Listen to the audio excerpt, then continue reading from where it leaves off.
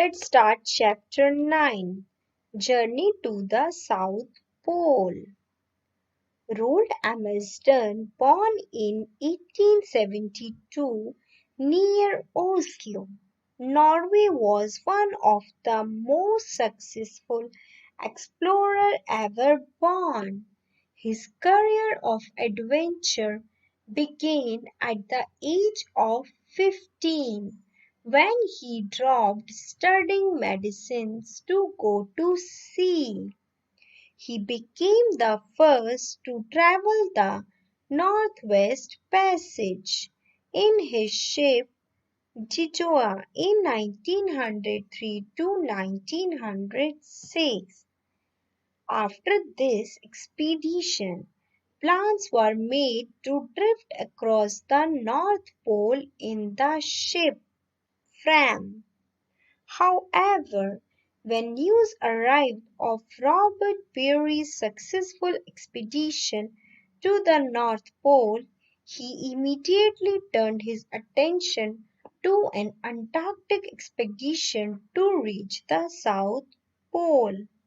But he kept his plan a secret because he knew that a British explorer named Robert Scott was also attempting to reach the South Pole first.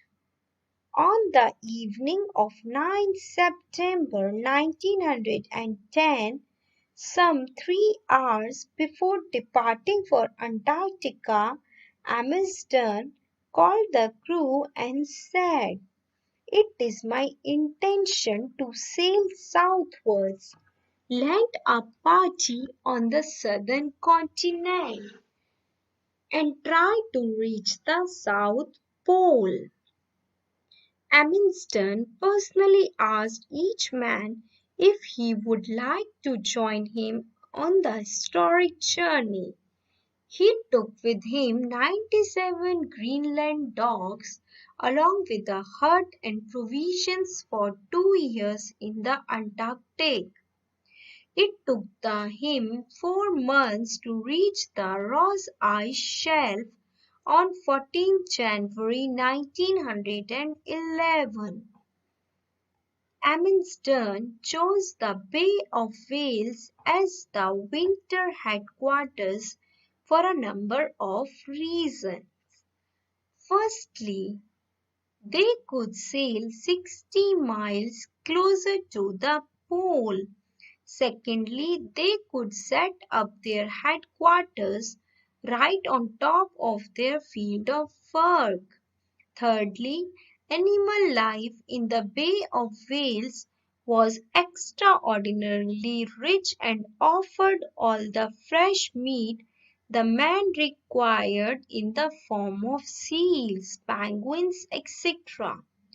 Lastly, it offered a favorable site for an investigation of the meteorological conditions in all directions and was very easy to reach by ship. Unloading at the base camp started on 15th of January.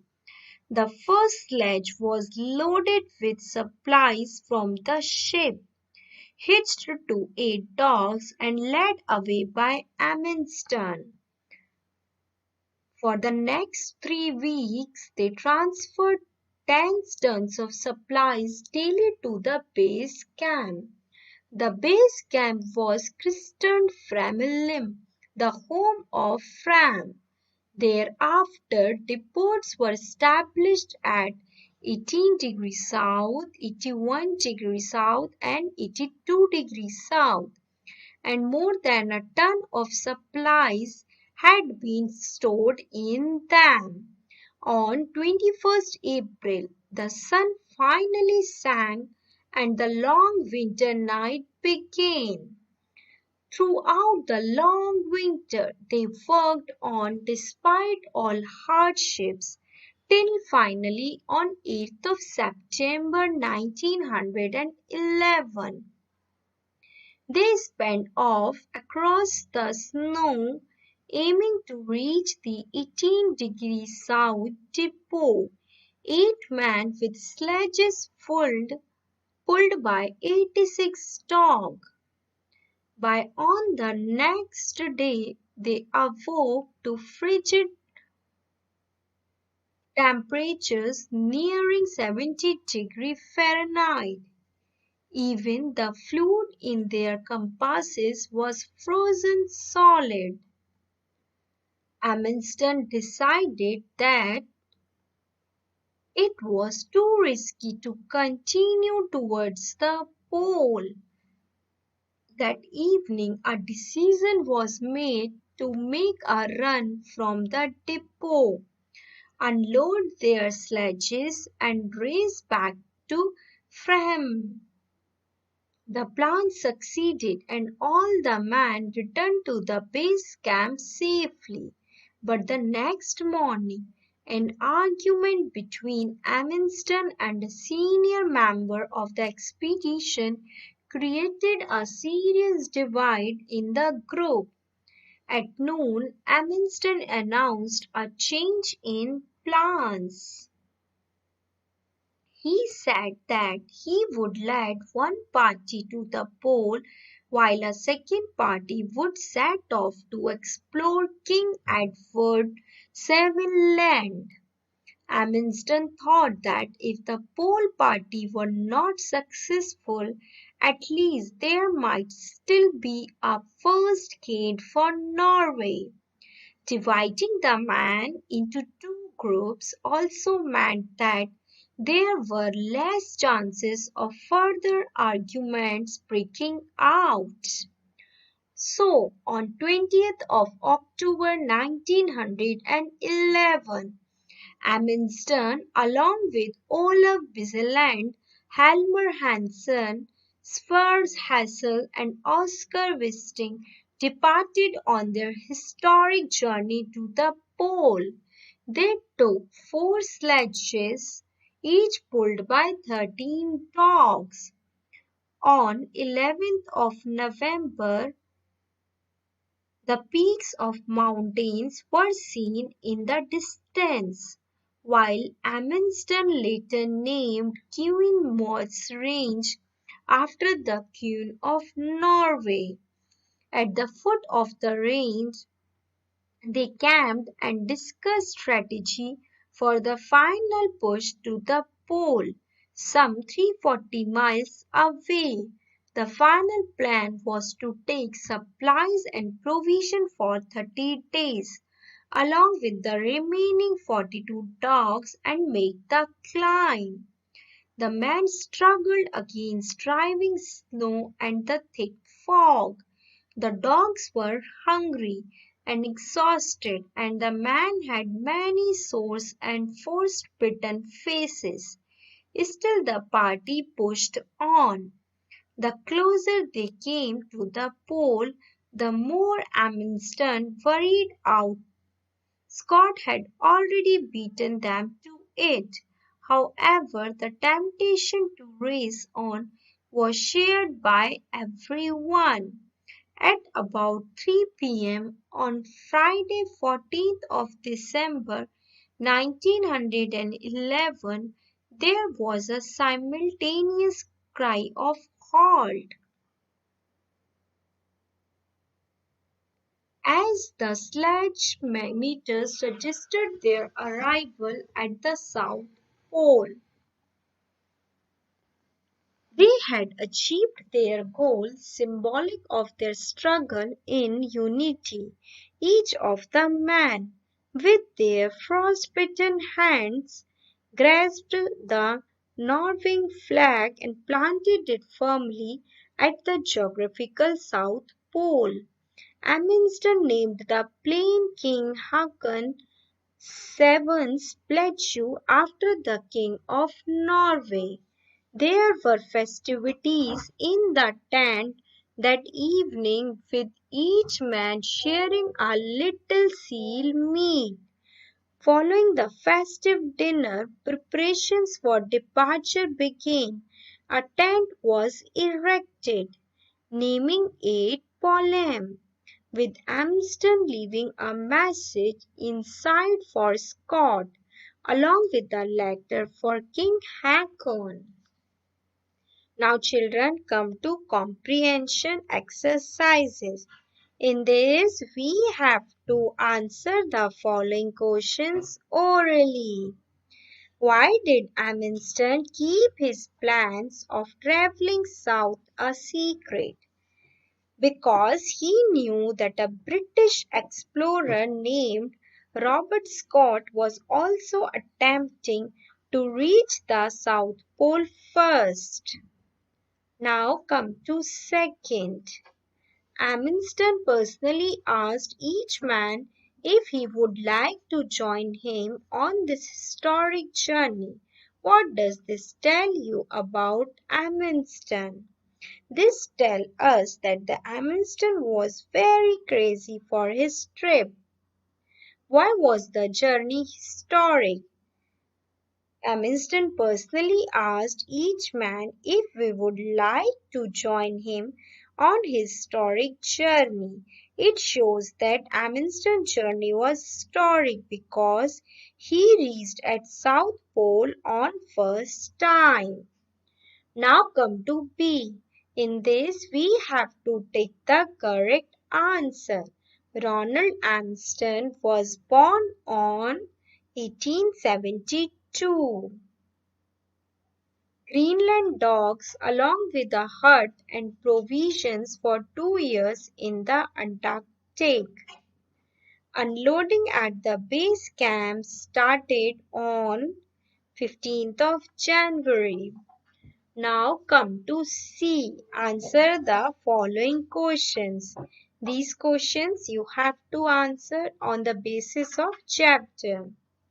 Now come to learn words. So in this you have to circle the correct meanings for the following words.